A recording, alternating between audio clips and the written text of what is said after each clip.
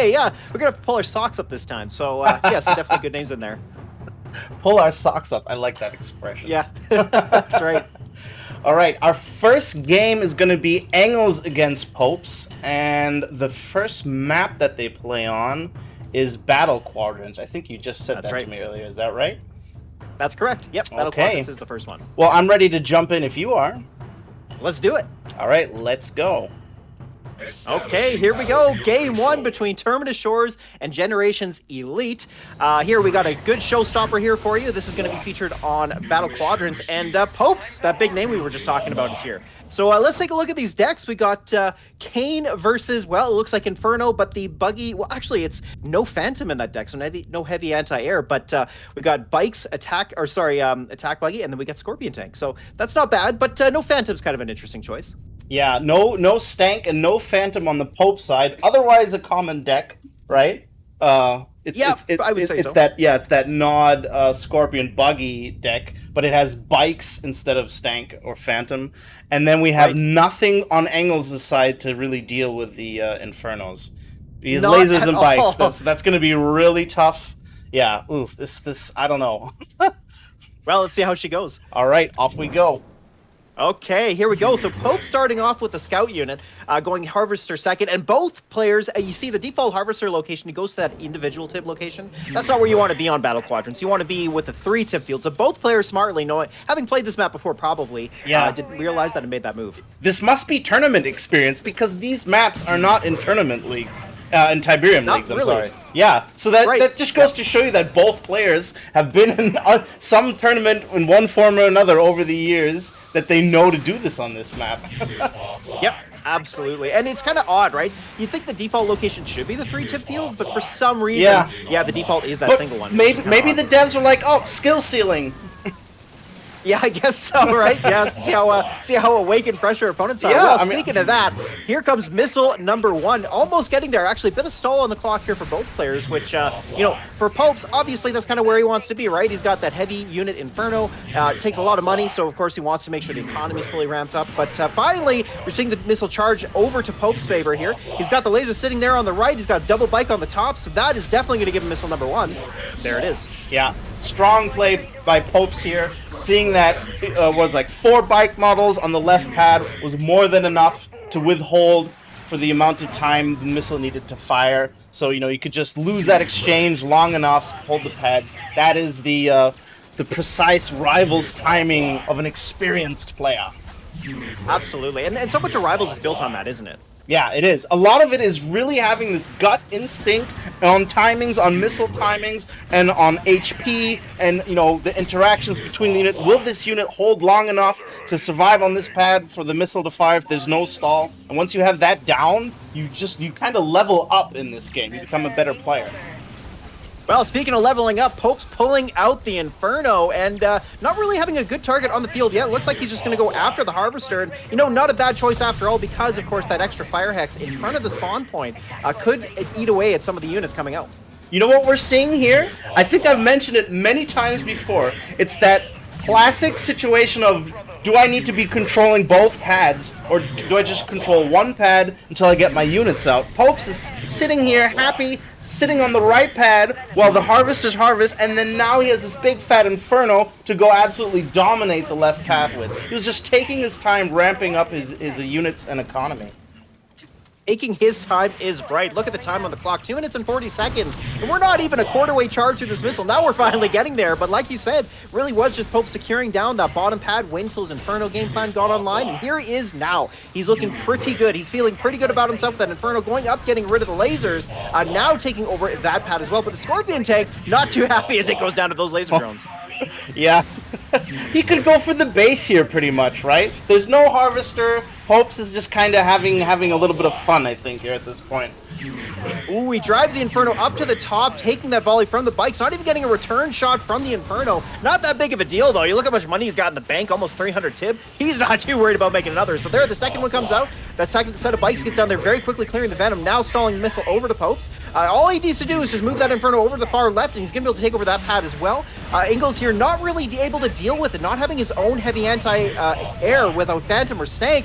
been a real big problem here for him to try to deal with these Infernos. And look at this. It's working out well for Pope because he's taking missile number 2 and the game. I think I saw Engel's last-minute plan there, which was to kind of sneak onto the pads with some air. Like, he had left pad fairly fortified with the bikes, with the lasers, and you know, if the Inferno wouldn't do the 2-tile damage and wouldn't just absolutely wreck everything, then and he could maybe hold the left pad, then he could have done like a sort of flip by having air on the against the Inferno on the other pad. But he was just so behind on the economy, right? The last, what was it, 2 minutes of the game? No Harvester? Yeah. And then down missiles? Oh, man, that was looking very red. But at least he had that idea for a last attempt. So that's always good. Yeah. Because you never know. Everything you can, right? You got to do everything you can, and then sometimes that actually works. You get those surprising flips, and if the other player's not prepared for it, Popes could have hard pulled there if he really wanted to play his max game. He didn't need Tiberium for 2 minutes. He could have easily done that, but he was taking he was taking it easy, and that's where these little windows open up for players that notice that.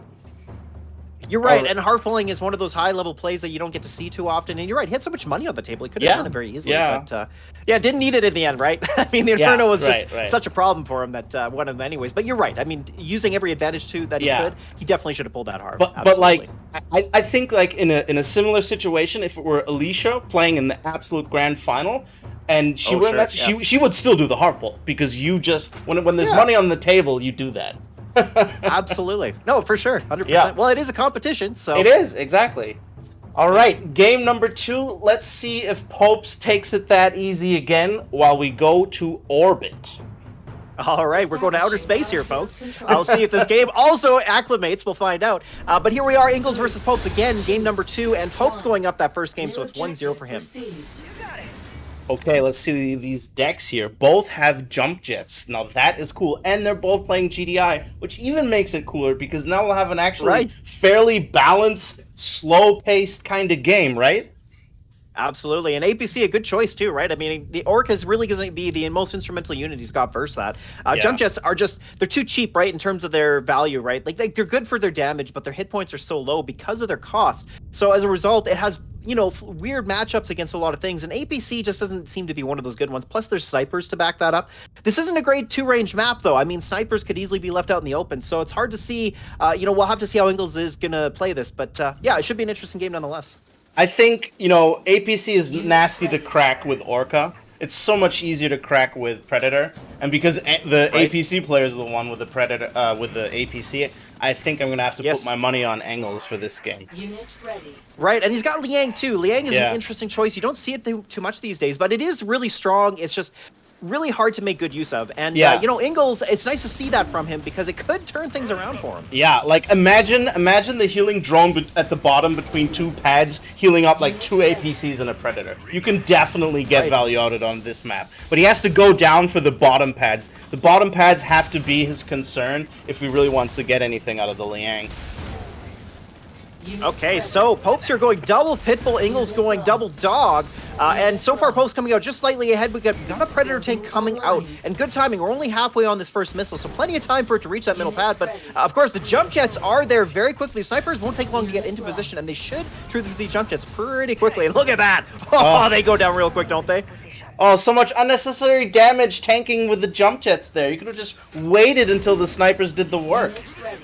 He could have, and okay, so we're not going to wait for this first missile to fire, though. We got the going down, we're pretty quick. Ingles needs to get onto that pad, no block from the Pitbull on the left pad there, so Pope's letting him get there and buy some more time. These snipers, though, it's hard to say if they're going to last against these 2 dog models. I mean, they do have really low hit points, but that said, nice boost on that Pitbull. The jump jet's going to make it just in time, very quickly there. That lone sniper there trying to deal with this, it's not looking too great. I think the jump jets are going to clear up that Pitbull pretty quickly here, but the jump jets on the bottom left push the Pitbull off the pad. We got the Shocks there trying to shoot things up, but nice movement with the Dogs. All right, taking that far right pad there. Pope's an expert, now taking all 3 pads and nearly getting the block with the Shocks against the Dogs. Really nice anticipation there, but wasn't able to get there just quickly enough. So that said, he's going to swap the dogs over to the left. We've got Pipple coming in from behind, and that Predator tank is going to go after the dogs. Not the best choice, because of course the dogs, with so many models, the Predator tank takes a long time to chew through them, and there it is. Pope's taking missile number 1. Oh, I thought that missile was never going to end. When I saw jump jets coming out from both sides, like, these guys can stall the missile indefinitely, because they just can't block each other. Right. You're absolutely right. I mean, I guess Talon, but you know, yeah, no, you're right. But then after that, they both kept letting each other onto the pads anyway. Right. Yeah, especially that first missed jump block. jets. They can just get on the pads. They were not blocking, too busy microing other pads. That's what always happens when you try to fight for this top middle pad that hard, especially if a two range unit. Angles needs to move his stuff downstairs. That's where the win condition is for him. Ooh, so he's concentrating here up at the top. We got a boosted Talon, nothing to block it, going through those snipers at a quick pace. Of course, the missiles do retarget against him. Nice job there by Ingles, but still loses the snipers there, which he really needs here. Of course, this Pitbull here is also going to be a bit of a problem. He just needs to retarget and get it, and there it is. All right, very nice. Now it looks like he might be able to snag this missile, and oh, all right, the comeback is real. Ingles comes back with missile number 2. Oh man, Hopes had boost. He could have boosted the Orca. I wondered about that. Yeah, I guess he forgot. I guess he just forgot about it. You know, in the heat of the moment, stuff like that happens. But then again, here we go. This is exactly what I'm talking about. Look at these Orcas absolutely each hit trying to take down these APCs. Now they're both going to go down, and then we're going to have some missiles popping out to finish them off. This is why it just sucks beating APC with Orca. Totally, yeah. Like, I mean, the missile squad is a perfect counter here. The only real problem here could be Chalk Troopers. That said, Wolves hasn't rebuilt snipers in quite a long time, and now those missiles, an important unit, have gone down. They did manage to clear that single Orca. The Pitbull should be able to clear the other one up, but not before it gets taken down, which is a big deal as we're about to go into missile number 3. All right, so here comes the APC, but of course, without the extra movement speed, it's really not going to be able to get on there. And we've seen APC try to move on to the bottom right, but of course, the timing isn't there. And, well, Popes takes it, 3rd missile. Oh man, Angles, I don't think Angles quite understood the strategy there for that game. The strategy of APC is I make APC. I put APC on pads and be pro player. That's kind of where you needed to be, yeah. Well, it just about beat everything, right? Like even the yeah. No, you're right. Like I know what you're talking about. That great blurb with Blade talking about playing Giga. Yeah, it is like that, really. It is like that, I mean, yeah.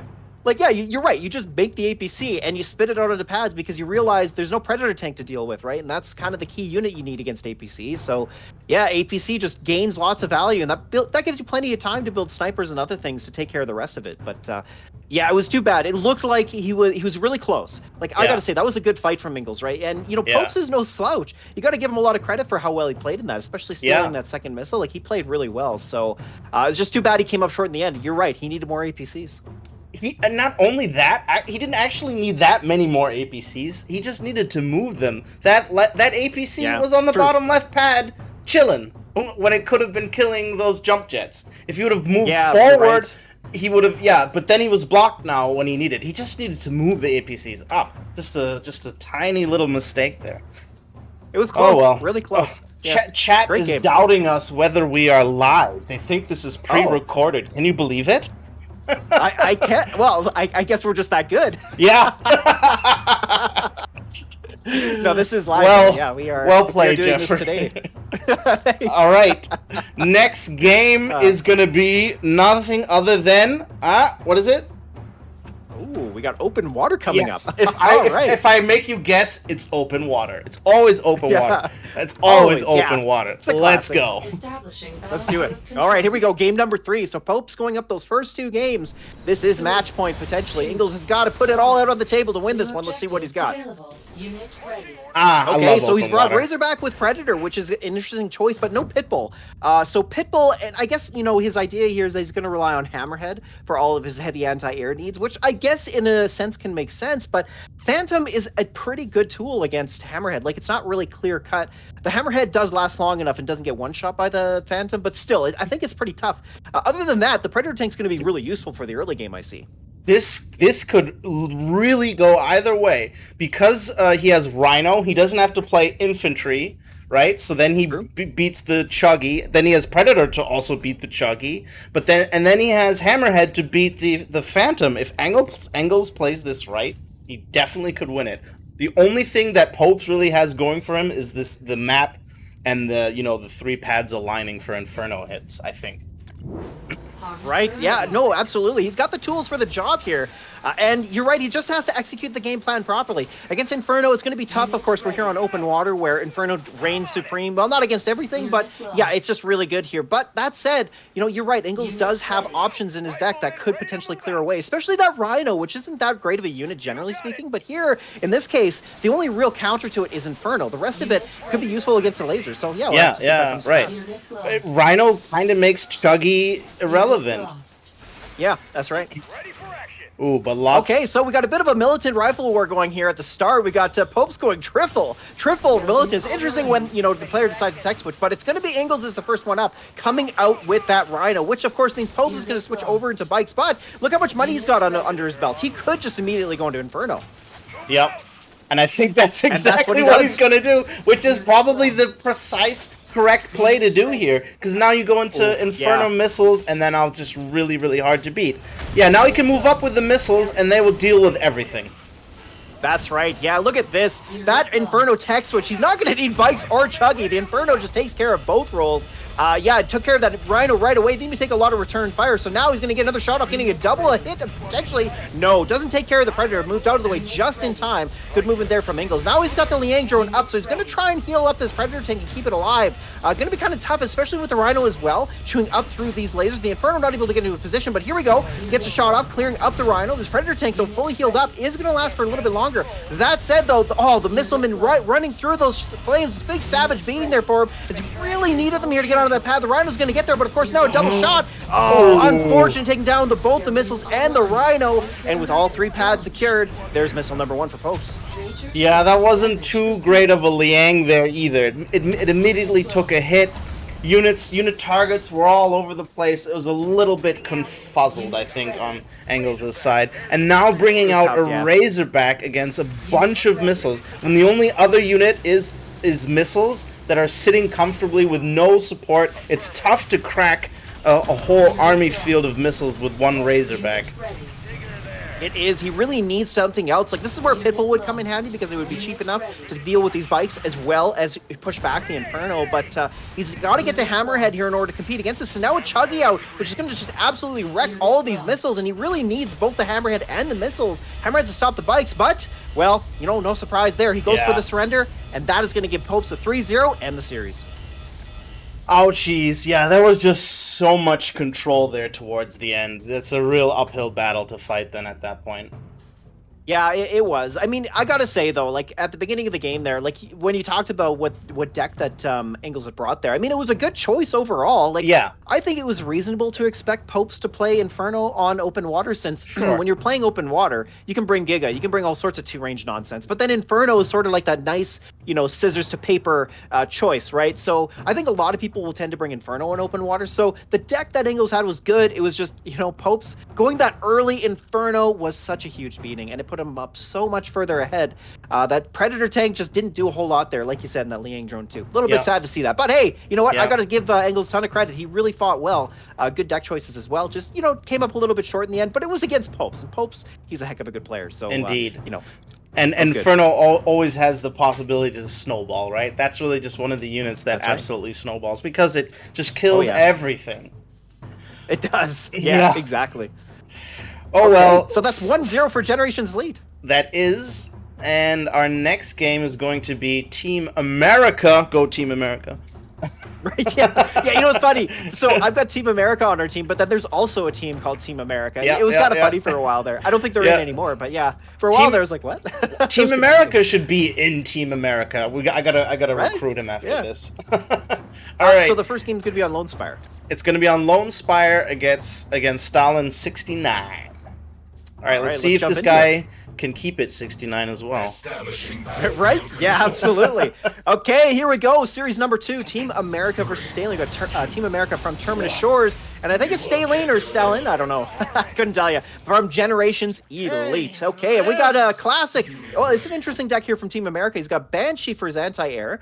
So he's opting not to run Phantom, I suppose, or Stealth Tank, but run Banshee in that slot. And then he's got, of course, the classic not arsenal of, we got bikes, we got wheels, tank, flames, and lasers with Oxana. Good choice there. And then we got Kane on Stalin's side, which on Lone Spar is pretty decent, I believe. It's got some good positioning, yeah. Oh, yeah, it's great.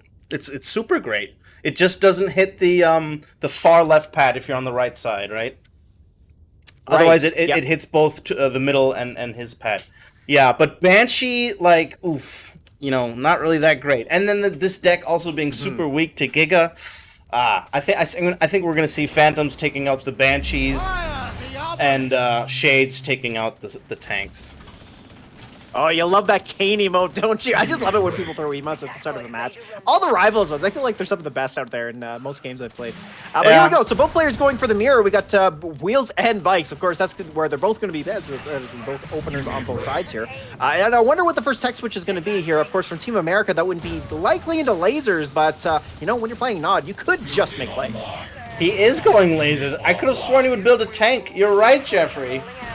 Okay, here we go. So yeah, he's tech switched into lasers, which, you know, not a bad idea. Of course, most players who play Nod do spam a lot of bikes, so throwing in a set of lasers there isn't the worst thing in the world. That said, though, Scorpion Tank does a pretty good job of beating up bikes, too. Yeah, I would have totally expected him to go into tank and then flamers, but instead we're going to see Stalin doing all the infantry switches here. Okay, wheels and lasers is all you need as he gets both units parked onto that middle hex there, and he's going to securely take that pad, and there it is, missile number 1 for Team America. I mean, Stalin immediately saw, I'm losing this missile, and then he abandoned his pad, and then went to go get favorable exchanges. That is the kind of initiative that you need to have in this. Right, yes, exactly. Yeah, no sense throwing money down the toilet, right? When you can at least use that for, you know, at least try to win the next missile. Yeah, exactly. Yeah, lose a missile, but at least try and get a little bit ahead on economy. Absolutely. Okay, well here Team America now getting his combined arms online. We got tank with the flame troopers. That's kind of where you want to be, but the tower coming down. Oh, what's it going to shoot? It gets the tank, and of course with the Oxana boost, the negative damage increase meant that of course it was going to take enough damage to be one shot. The Scorpion actually has enough health to survive the Kane shot, or yeah, I believe so. So anyways, sorry, it does get one shot. So yeah, goes down, and then of course we got flames on the middle there, but now it's turning into a big flame war, and this is kind of where you expect things to devolve. Both players' heavy anti-infantry is in flame, so that's exactly where you expect things to be. Now, who's going to win that top left pad? Oh, okay, the flames take him down, and that gives all 3 pads to Stalin. Very nice. That was such an expensive, decadent way to defend your harvester. I love it. What a boss move. And it worked, and he's still ahead here in the cash money. He's bringing out the shades now. He's defending in style. He just won that missile. Yeah, Stalin's looking pretty good right now. He does need that Harvester as well, right? I mean, Kane Tower's not cheap, 110. So, yeah, losing the Harvester wouldn't be a great thing. That was actually a really smart move there by him. Yeah, look at the unload on the Flamers. The shade damage on infantry is significant. A lot of people keep it in the back and then wait for an armor target instead of actively involving it in the fights. That is a great move. Absolutely, yeah. Shade actually does quite a lot of damage, and because it's burst, you know, it maybe only does a little bit per shot, but because it does 8 shots, I mean, it does actually do quite a fair amount. And here we go. So, who's going to win this flame war? That's kind of what this game's really coming down to. And right now, Team America is pulling up just slightly ahead. We got double Banshee coming out here to push back these shades. Of course, that Phantom is here. Phantom will have enough time on the clock to shoot down both of them. So, Team America here is going to have to tech switch really quickly. And this has been actually a really close firefight. Here we are coming down to missile number 3. Got bikes coming out. Will that Phantom survive a volley? I don't believe so. No, it goes down very, very close. So we got a tower coming down as well. No block from the flames. Oh, so close there. Stalin nearly had he jumped off the far right pad there, nearly trying to lose the missile, but almost getting there. And of course, we got a Banshee coming to block with the wheels. Very nice play there from Team America, just flying it over that middle pad, trying to stop there, but nice movement as well on the far left pad, just stopping those bikes, but they're not able to get there all the way through, and Stalin takes it. There it is. Game number 1, missile number 3 goes to Stalin, and what a fight that was. Wow. That was super close. It was very close. Yeah, I mean, no kidding. yeah, I was expecting Stalin to have that much sooner because he had the cane Yes. and he had the right units and he had air and he could spread where he wanted to. But then the Phantom went down and then they kept messing up, running off the pads and then Yeah. almost throwing the missile. That And made Banshee. it. Yeah, and then Banshee. Banshee of was no course. good. But the Banshee did not help. I mean, at least it did a little bit of something against the Shade when they were alone Yeah, on the middle sure. pad. But yeah, the problem is that as soon as backup comes, it just doesn't kill any targets fast enough for it to really Right. warrant, for it to fulfill its role really. It would Exactly, I think it would yeah. need to be faster maybe for a little bit faster so you could replenish it. I don't know. Needs to engage better, basically. Like it's Yeah. just so it's kind of like its 60 cost version was a bit clunky, but necessarily so because it did more damage and had more hit points. But now it's kind of in a spot where it's the same in the same sort of position, but it doesn't really engage that well. So Yeah. you don't end up getting a lot of value out of it. Really, is the big problem. Old Banshee beat Pitbull on defense. Did you know that? I believe it did. Yes, Yeah, that's right. Yeah, That just to give you guys an idea of how that was back then. All right. Yeah, and I mean it is a 60 cost unit, but Yeah. at least it was 50 for a while too. But yeah, really interesting stuff. Okay, well, so that gives Stalin game number 1. That puts him up 1-0, and well, if that was an example of what's to come, I got to say it's going to be a good series. All right. 3 Sentinels is the next map, and we have some All right, let's check this interesting out. decks.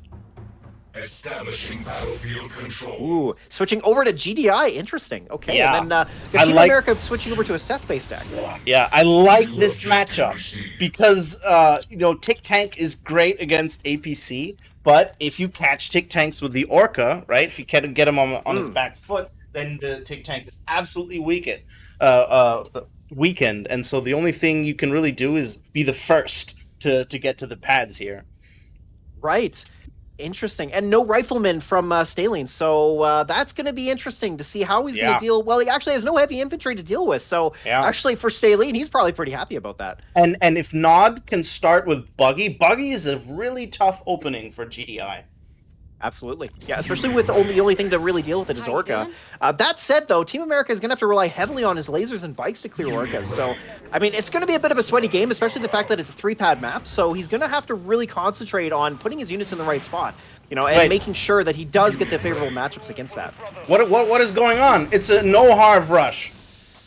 Oh, what? You're right. Yeah. Yeah, no Harvester coming up from Team America. Very interesting. So I guess this is kind of like his no Harv deck. I know there's one that he plays. This must be it.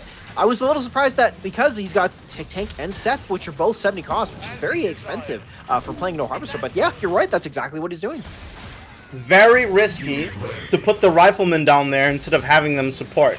And because he doesn't know that Stalin has no infantry. That's right. Okay, well, speaking of no infantry, it looks like Stalin's got no pads, as, well, Team America using that extra pop cap managed to take all 3 pads there. Of course, the riflemen, or the militants, went down very quickly on the far right, but he was in great positioning up at the top, so he's able to stop both the Pitbull and the dogs from getting there, and that gives him missile number 1. Oh, lovely turret. This turret is a huge crux for Team America here. He needs that harvester, and it's so close. It's so juicy. It's Oh. This is what we call a ripe banana in the harvester world. It's very ripe. Yeah, I mean, one more shot from a laser troop, he would gain that extra tip, and he kind of needs it, because if he does manage to get to, say, a Tick Tank, as you said earlier, especially if he gets it set up early enough, I mean, even without the Harvester, you know what? It doesn't really matter too much. Tick Tank's got so much hit points that it'll last for a long time, so he'll definitely get some value out of that. He could have had the harvester just now, but he instead decided to go for the drones. But I mean, either way, the second missile's about to fire, and looks like he's gonna win this. Wow, look at this. I mean, No didn't harm. really need much to fight with. It just all came down to being able to play the pads a little bit better thanks to the extra pop cap. Does get the Harvester at the end, though. Does manage to get it, so won the game and the Harvester. How about that? But wow, my what God. a wild way to play the game. I mean, I don't think I've Absolutely ever seen anybody do wild. that. Amazing. Crazy. And it worked. Look at Hats that. off Put to him down. Team America. No Harv, and the no Harv was also in regards to him not getting the Harv, right? Yeah, right. Built no Yeah, Harv, kidding. got no Harv. Exactly. Still won the You know game. I mean, one thing about that, I guess, that I never really considered is also if you wear down the Harvester, I mean, if they try to do a hard pull at the end, they really can't, right? It's not going to be able to, to survive. So I guess, from that point of view, it's like no matter what, really, he was out of the game at that point, which is, interesting regardless. So, but yeah, wow, no Harvester at all. And look how well it worked. I mean, kind of speaks to how good Nod is, right? And all their cheap units. Yeah, pretty strong.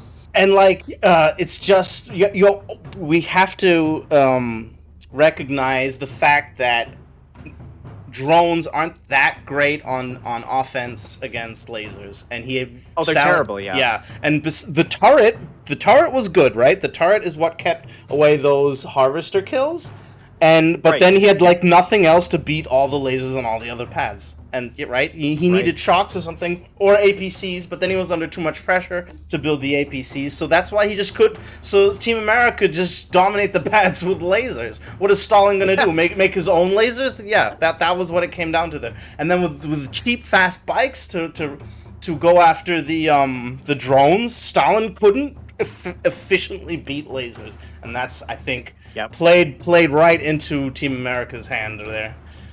Yeah, exactly. He just couldn't beat up lasers, and you know what? Like, when you're weak to a key unit like that, you're gonna lose so many times because it's like Team America's smart enough that he'll clue into that during the game. He'll be like, "Oh, I can tell that you don't have something that's gonna shut my lasers down, like shocks or venom or like anything, right? Really, he only had dogs and drones, so that's not gonna be enough. You have to have shocks, or like especially with GDI, you pretty much have to run shocks.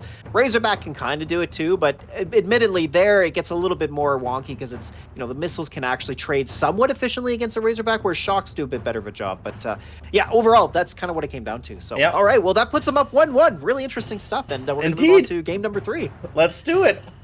I love that game. Here we go. It was so much fun to watch. That was a good one. Yeah. Okay, so again, a bit of a switch here, except maybe not from Stalin. We're seeing Strong Arm once again, so he might be giving this another go. And yeah, okay, so he's playing the Suzaku APC deck. And here on Bullseye, you know what? It does make some sense because you can throw that turret down in the middle. But that's about that makes it really, really good. The only thing about that, I suppose, is for the APC deck, obviously it's a 3-pad map, so it might have a little bit of trouble. As long as he gets into a position early, he'll be okay. But he's got mutants to deal with, and that could be a big problem. Yeah, it could be. But like, it really comes down to who's the better player here, because you absolutely can beat mutants with APC drones or riflemen or whatever, right? You have more than enough tools in the shed, and then the fact that the strong arm can pop out in such a key position on this map to defend wherever the mutants may be. Stalin has to have this one in the bag.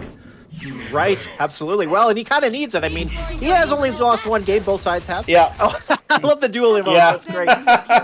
But you're right. I mean, it is pretty important. He wins this, he'll put him up 2 games, and then he's going to match point. Oh, look at that. Immediately punishing Team America for being out of position. He's one hex too far out, too early in the missile. You always have to go back one.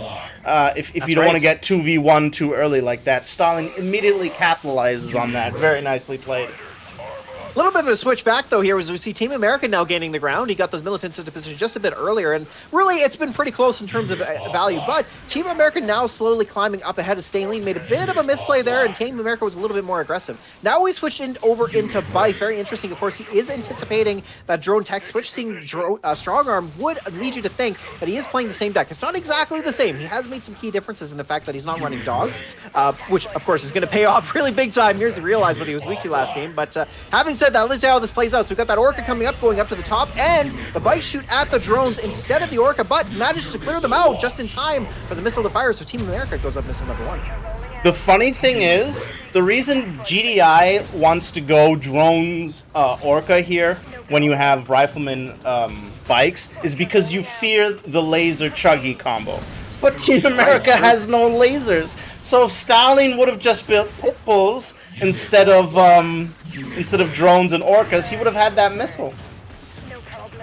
Right, well, and of course he did go into his helipad second, right? So hey, it was quite expensive for him to go into that pit bull, but I agree. I mean, that's where he needed to be. Yeah, but you never know that. You always expect laser chuggy from Nod, and it's such a... I would say it's becoming a little bit more common to not play missiles these days, especially with mutants and laser drones with Phantom, but it is a risky play. Okay, here we go. Missile number 2. Team America going to make a fight for all 3 pads. They're bringing the militants over to the far left. We got the Phantom clearing up the drones, and that lone bike's all he needs on that top pad, and there it is. Wow, a very stunning victory there from Team America. Yeah, that's tough. the turret didn't come out. It's hard to play as the GDR player. It's hard to play the early game against Nod where you're doing air because you just have to get the right exchanges right, and air is so fragile. And then you need to stabilize after that, and if you don't manage and you don't get out any APCs, then you can just really get overrun like we saw in that game. It's a shame that he didn't notice that there were no lasers, because by that point in the game, you've probably made lasers if you have them, right? And that if you would have noticed that, he could have definitely played to use that to his advantage. But yeah, that's life. That's tournament. A lot going on.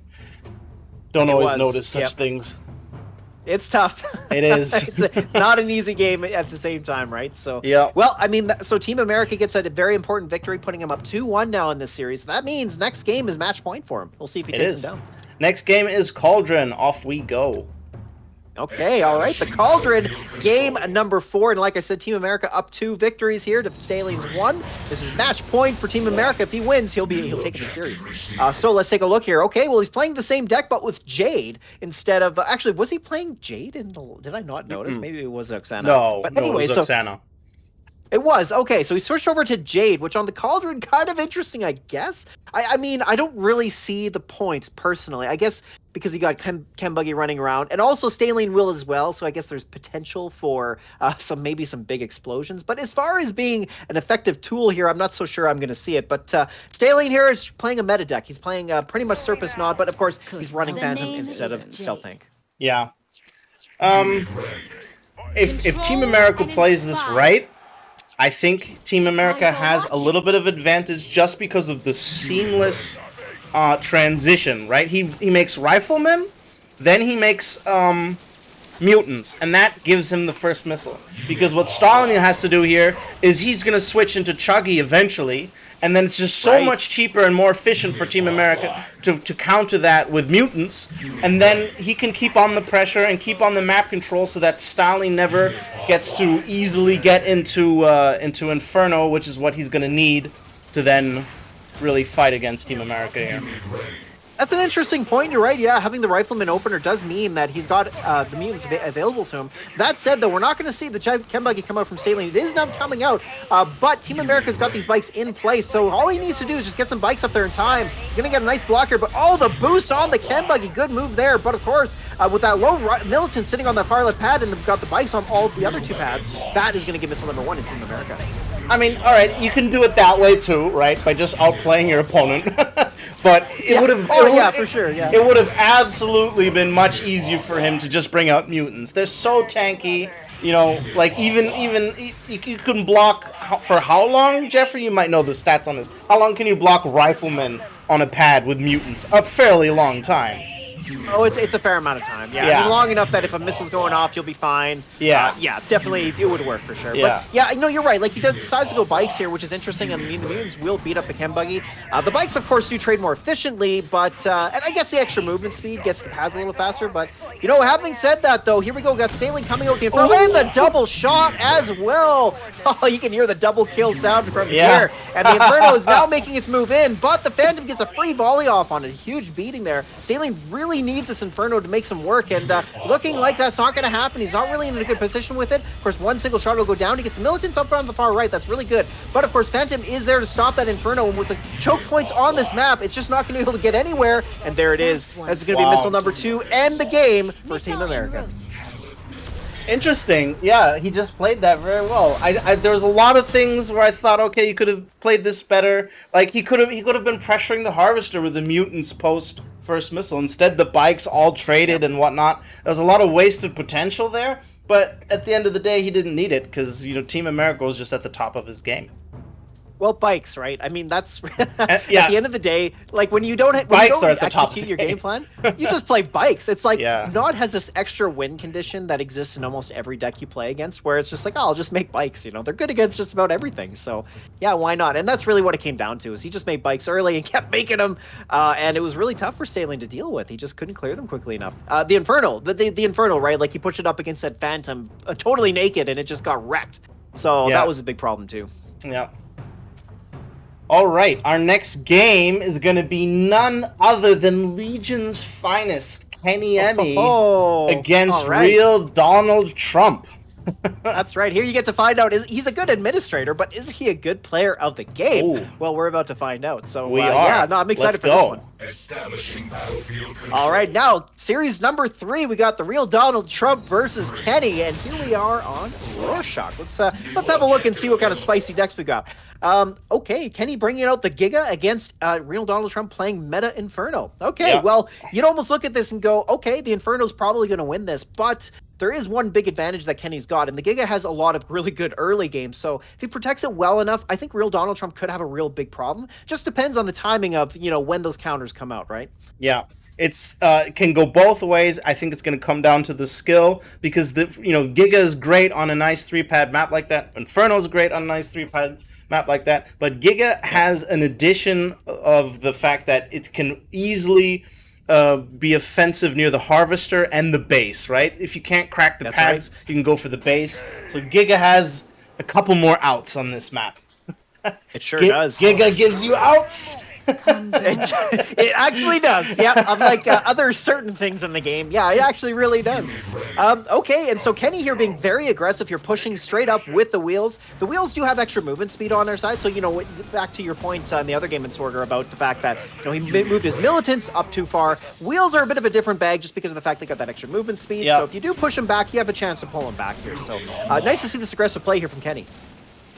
He just needs to weaken down these wheels. When you have one-man wheel squads, it's very easy to overtake, and then you have that bit of a pop cap cooldown, even though it's, you know, we're only at like a couple pop cap bars. But if he makes a Giga now, and the Giga charges up, yeah, this early Giga oppression, it's going to be so hard to deal with because it can just totally annihilate all 3 pads until the Inferno comes. Boy, Kenny here really going for the throw, building that Giga so early on, and with a lot of time and money under his belt, the Giga has been well protected, hasn't even taken a single shot. This Chem Buggy and bikes are just going to be completely lackluster. Nice boost here on the Giga is going to absolutely clean everything up. These laser troops, look at this. Oh, just absolute demolish all over the place. Guts and blood just spread all over the map. Totally savage beating here for real Donald Trump. I think it's a mistake to try and crack it with Chuggy and lasers. I think you just have to concede first missile and then bring out Inferno. I mean, what else are you going to do? The map is just too opportune for Giga. It is. Yeah, and this is the big problem, right? Like, Inferno looks like a hard counter, which in some ways it is, but the thing is, the Giga is just so good early game. A big reason why the Inferno deck works the way it does is because Chem Buggy is just so darn good. And here you're seeing Chem Buggy do absolutely nothing. We got a second one coming out with lasers coming out as well, but look at this blocking here and this great movement on the Giga from Kenny. He really knows what he's doing here, and that is exactly what you need to be doing with Giga. Yeah, and then now second missile. Donald Trump nowhere near having an Inferno. Giga's boosted, ready to finish it off. I don't see how he's going to come back from this. This is over. Okay, yeah, it's looking like GG here. We got the Giga in a really good spot here to cover both the right and the middle pad. Of course, these lasers here trying to get the job done, but we got a second Giga coming up from behind, you know, with enough time on the clock, and there it is. I mean, you know, nothing says it more than that, than it's surrender right at the end, and yeah, no surprise. What's better than Giga Cannon, Jeffrey? More Giga Cannon? More Giga Cannons, exactly. Right? Yeah, it's true though. It's kind of like MG in that sense, right? It depends on the matchup, of course, but sometimes when Giga's real good like that, you make a whole bunch of them, and well, you feel real sad about it. But yeah, you're right. More Gigas, the better, right? Yeah. At that, when the Giga comes out as the opponent, you have to ask yourself the question: am I going to commit now, or am I going to save for Inferno? And you have to be a very good player to commit and not do it with Inferno. It's doable, right? But especially hard on close together maps, because what you want to do then is stall so that you can start chipping away at the blocking unit. You make a chuggy, and then you put some clouds in front of the Giga, and then when that's weak, then you can move in. But because all 3 pads are next to each other, Kenny was able to not allow any stall, and then it makes it even harder to do that. On 2-pad maps, you can do that. You can choose to do that, but here is just too punishing, too unforgiving. It was, and you saw there, like, real Donald Trump couldn't get to Inferno quickly enough. Like, after that second chuggy went down, he was down to 30-40 tip, and he really needed Inferno right then and there. We were almost halfway on the second missile, and the timing just wasn't there. So that's the problem, right, is if you fall down early game to Giga, even though Inferno looks great, it's just as you described. Like, it's just not going to work. So, yeah, I mean, it was real tough there for him. He just never could get there, and kind of unfortunate. But, hey, it's only game number 1. We're going to move on to game number 2 here. Kenny getting that decisive victory in game number 1, and we'll see. Can real Donald Trump turn this around? Let's see. It'll be the Needle. Okay, so here we go. So we might see some different decks, but so far we're seeing Nod Oxana from both sides. Let's have a look. New mission received. Okay, so we got Mutant Chuggy coming from real Donald Trump, which, you know what? I think it does fight Giga better early game. Of course, you got Mutants, which can chew through both the Chem Buggy, but look, Kenny's not playing that version. He plays Flame, so that's going to be a very key difference here. Yeah, I think, the fact that he has Flames, I mean, if Kenny blocks well, the Giga definitely can melt everything, right? A charged up Giga will absolutely kill everything. But it really comes down to, will he get the Giga in the correct position so that it can stay there and charge up or not? Or will real Donald Trump have enough map control to push forward, get in a decisive boost on those mutants and take down the Giga? It could go either way. That's right. Okay, so we got double wheel coming out from Kenny. We got, of course, Militant Laser. This is exactly what you see when, one player's got the Militant opener, other player has the War Factory opener. So really just depends on who's going to get the more efficient trades from here because, of course, Kenny does want map control. He wants to be able to put that Giga right behind those wheels. I assume that's where he's going next because, well, like I said, he's just going to go for the throat here. But we do see the Hand of Nod come up first, so he switched over into Flames here to counteract these lasers instead of just relying on the wheels. That said, though, it may not pay off here in time. These Flames are going to work very well against the bikes, though. I mean, of course, the bikes aren't going to be able to shoot them in time. The wheels here getting through those Militants up on the top left. A little bit of an improper value exchange there for real Donald Trump. And now the Giga comes out. And, of course, this is where the rubber meets the road. Can real Donald Trump take down this first Giga? I mean, even if Kenny loses this missile, I don't think it's going to matter too much. As soon as he gets inched forward here, and it's looking like pretty good. He gets a little bit of stall time here with those wheels. He's going to clear up those bikes as well, stalling the missile just a little bit longer. But the Chem Buggy does move on to the far right pad, stalling just a bit longer. We got a Giga moving up, but this wheel here, not going to be able to really do a whole lot here. Nice blocking with those bikes. That should buy enough time here for him to take the missile. And, just not enough time there. A little bit of a misstep, and wow. Wow, I cannot believe that real Donald Trump just microed one of its units off the pad, buying Kenny just enough time to sneak that missile back. Wow, absolutely savage. That was, Donald Trump had 2 sets of bikes and one was on the left pad. Both should have been on the right pad. That was that rival's instinct that was missing, where you have to know that by the time the missile fires, these bikes are not going to hold. I need a second squad to back them up. And that second squad was busy doing other stuff. He could have had that missile. He totally could have. And I mean, it looked like Donald Trump was going to take it, but very nice. Okay, so that choke point with the rock stops or allows the mutants to get at the Giga Cannon. Of course, very important here. We are moving into missile number 2. But having said that, here, real Donald Trump needs to protect his assets. He's letting those mutants get absolutely wrecked by those flame troopers. The Chem Buggy can't push in either with that boost to Giga. And wow, there it is. Wow. Giga Cannon just completely wrecking everything, taking names and not being sorry about it. Kenny, wow, with another decisive victory under his belt. Oh, jeez. Yeah.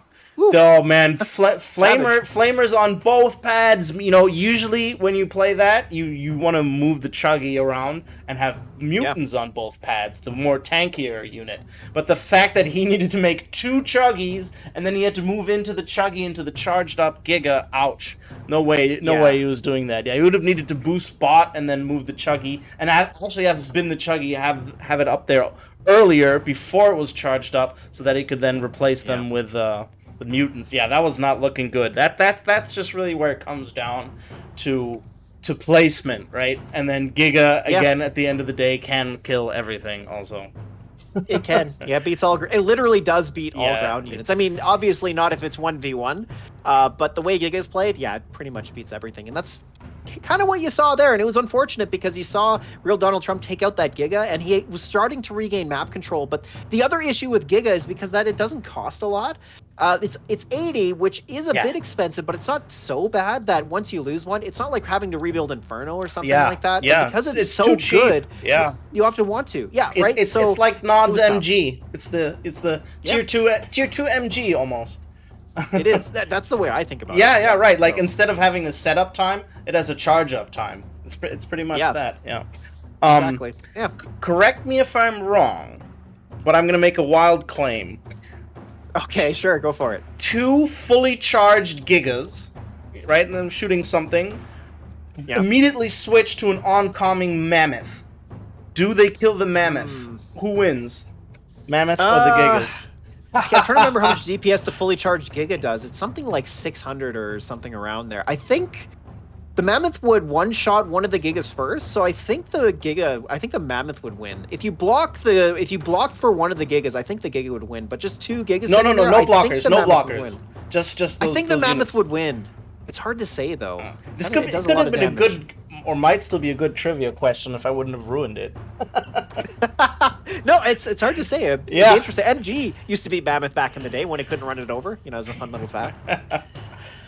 Okay, let's look at the next game. Kenny versus real Donald Trump on Peaks and Valleys. Establishing battle. Okay, he's going for everything here. Of course, this is game number 3, so Kenny might go for the sweep. And all right, we're on Peaks and Valleys, which let's have a look at the decks. Okay, so real Donald Trump sticking with the same thing and to try and make that work, but we see a change here from Kenny. No more Giga, which, you know what, on Peaks and Valleys, I'm not surprised. This is not a great 2-range map, so it makes a lot of sense for him to switch over to something like Inferno. Yep. And it's 2 cookie cutter decks, right? It's the Chuggy Chuggy Mutant and it's the Chuggy Inferno. That's right. Yeah, Chuggy blank. You know that it's meta. Yeah, exactly. Right. And blank also describes my my reaction to these very played out decks that we have in this meta. Yeah, I mean, well, and you know, in a competition like this, of course, you do expect to see that. The prize pool, by the way, for those wondering, it's pretty good. We got a wizard like 500 or 500. Right? Yeah, you can't blame them for playing lots of Giga and stuff. Not this time. That's right. Not when that much money is on the table. That's true. Exactly. All right, but if Kenny, so both players really not getting much of a difference here. Hey, and Soldier. Yeah, go ahead. I was just saying, like, there's really not much difference here economy-wise. Both players getting pretty even exchanges on their militants and rifles. But for Kenny, of course, that's kind of what he wants. Because that means he's going to get into Inferno pretty quick. Exactly. Here. Yeah. It's kind of like a tech unit. You have no problem with stalling because you know you can just snowball with Inferno. That's right. Yep, and of course we do see the Chem Buggy coming out a bit early here. Kenny having to switch over into bikes immediately, pulling him away from getting to Inferno rapidly. So that's a good thing. Of course, that's kind of where real Donald Trump wants to win this game, is the further that he can prevent Kenny from getting to Inferno. But, you know, having said that, of course, bikes being real fast like this, it doesn't look like the middle path is going to get cleared in time. It's so close, though. In fact, had he left that Chem Buggy firing at that bike, it would have cleared it. He might have stalled the missile out and potentially turned this around. But, no, unfortunate there. Kenny does take missile number 1. Kenny had that killer instinct. Oh, look, the top pads are free. I'll just go take them. Yeah, and then true enough. Yep. Yeah, and then Donald Trump was so surprised by it that he got on the mid as well. That just worked out for him all over the place. It really did, and it was so close, right? Like that little bike there left down to like 1 HP. I mean, one shot from the Chem Buggy, it would have gone down, but yeah, it wasn't looking too good there. And look at this Inferno, just getting some real good value, clearing up the mutants there. Of course, that's kind of what Kenny needs the Inferno for. These mutants, he doesn't have anything really else to deal with them. Of course, the Chem Buggy can do it, but it's not a great value proposition for him. So Inferno is what he really needs for that, and getting that first one is really important. Yeah, of all the units that real Donald Trump wants to lose there, he can definitely do without the mutants the most, because the bikes are the ones that are going to chase down the Inferno there. And he nicely microed the bikes away from behind the units so that the second squad survived. It's quite a fight here from real Donald Trump, pumping the bikes out in numbers, and the Chem Buggy doing some good work as well, clearing up the lasers, which is a big problem here for Kenny, of course. In order to get a lot of value out of these lasers, he really wants to pair them up with that Inferno, and not a lot of money, but here we go. We got enough money now to do it, so a second Inferno coming out. We got those mutants on the middle pad there, but it's not going to be too long here. The Inferno's going to get a free shot off on him, it looks like, but look at this. Kenny microing the Inferno up on the top, trying to get it onto the mutants, but nice unit swap there from real Donald Trump. moves the mutants down to the bottom, instead targets the bikes instead, which buys just a little bit more time here. But having said that, it almost feels like it's just a matter of time here before Kenny takes this over, because here it is. He's making a nice move on the far left pad, but the lasers now securing against the bikes. We got the mutants blocked by the lasers on the far right pad, and that Inferno getting a shot off on the bikes is all he needs, because there it is. Missile number 2 and the game as well as the series for Kenny. Yeah. Well played there by Kenny, I must say. It was very well played. Yeah, Kenny, no slouch. Yeah, sure. you could tell he was multitasking like with 2 hands there. I think that's what it looked like. The way he was handling the right pad while stuff was going on to the left. That's not an easy thing to pull off. And I mean, it's actually, a little. Kenny plays blue sax, believe it or not. No, That surprises me. No. He thinks it's better than mobile, which you know what? It must be. It works for him, I guess, right? And I don't know how he does it, but it always feels a little extra bad because like when I play mobile, I know I'm better, and you know when I play customs against Kenny, he always beats me because he's you can see he's quite good, but he plays on blue stacks, and it blows my mind that he can multitask that well. Because you're right, he was blocking with the lasers against the mutants, you know, and he was dealing with the bottom pad. He was fighting for the left pad. Like, that's what makes Kenny such a strong player in the end. And well, you know, it's not too surprising to see him do a 3-0 in a series, but real Donald Trump, he was pretty good too. Like, actually that last game there, he had some pretty good micro decisions, and ultimately the Inferno was just a bit too difficult for him to overcome, right? Like, especially at the end. But it was a pretty tough fight there for Kenny. There was a long time where Kenny wasn't able to build that Inferno, and only 2 of them came out. So, you know, you got to give a little bit of credit to him for that. I do, for sure. But I think it's just a little bit easier to play Laser Inferno than it is to play Mutants. Oh, sure. Yeah. Oh, yeah. Well, I don't know. It's hard to say. Like, Inferno has its own challenges. Mutant Chuggy, I think, is probably one of the easiest decks to play, but because the game plan's super simple, you pair the 2 up. Same with Inferno Laser. I don't know. I think, but you're right. Like, both decks are pretty straightforward. I'm sorry. I just meant in when those 2 decks face each other. In that when situation. They face each other, yeah, for sure. Not in general, because it's so easy to stabilize with Laser Inferno. You attack your key unit with the Inferno, and then you can chill, and then you just set up your wall of lasers, and then you just boost in and pick it off. Yeah, I think it's a little bit easier in that matchup. Sorry, to play. Oh, totally. Yeah, to play Inferno. Right about that. Yeah. So, That gives 2 victories here for Team or Terminus Shores so far. It does. Team America having won his set, and then of course Kenny having won his. So that of course means that the next set potentially wins it for the whole team. So we'll see if that's the case. But Popes did get that decisive victory against Ingles as well. So that puts him up that 1 game, which is going to be important as well. So now we're gonna have the Juice, aka Great Boy, against Ban 123. Sounds good. Okay, let's jump in and find out. Let's do it. Establishing battlefield control. Okay, here we go. Series number 4. We got Great Boy, your boy Great Boy, versus Ban 123. And here we are on Fighting Pit, another pretty classic tournament map, wouldn't you say, Ensorg? It is. I love this map. It's great for a lot of things. It's not that great for Inferno, or actually, you know, it depends where it's coming from. MG loves this map. Iron Cannon loves this map. It's actually also, although it doesn't look like it, it's not bad for a strong arm either, because there's that offensive position near the top. Every deck can find something here. Yeah, it's good for a lot of variety of different decks. You know, the one thing that makes that interesting is kind of like when you're preparing for a game and you're looking at what your opponent plays. A lot of people will play their comfort decks, but if you're running up against somebody like, you know, of course, these 2 players are pretty high caliber players, right? You don't really know what to expect, so it makes it a bit more challenging and interesting in terms of what you play. Having said that, Great Boy has brought Inferno here, which, like you said, you know, is quite good here, just like a lot of decks. And Inferno's kind of like that good, you know, one-size-fits-all deck, so not surprised to see that here. Yeah, but no lasers. Oh wait, no, sorry, no militants. I'm sorry, I Yeah, that's right. He's going to rely on both Wheels and Chem Buggy, both in the War Factory. So, of course, the Inferno, those are going to be the heavy targets there for it. Yeah. Actually, going no Rifleman means that Ban is really only weak to other mutants, right? You can easily omit the Rifleman here. Okay, missile number 1, and we got a good fight here from Great Boy. He's on all 3 pads, moves the bikes onto the top pad just in the nick of time as well. Didn't really need him, though. I mean, of course, the Chem Buggy there was just cleaning up business as it always does, and that gives missile number 1 to Great Boy. Yeah, now we need to see Infernos. Great Boy is very close to having the money. He's just going to sit back here and wait it out.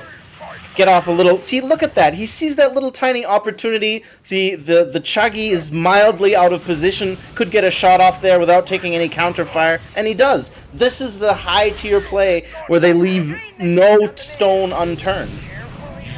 Oh, look at that shot there from the Inferno, locking on to the mutants there and getting the shot off there. He's about to fire on the second one here.